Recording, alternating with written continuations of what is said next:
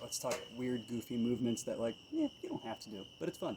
So it's going to be a elevated bird dog sandbag row.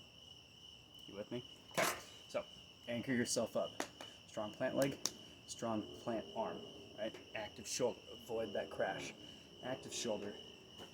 Grip your sandbag. Get that pinky all the way through. Now, the bird dog comes in. Look at that foot. Drive that heel against the back wall if it's there. Strong row.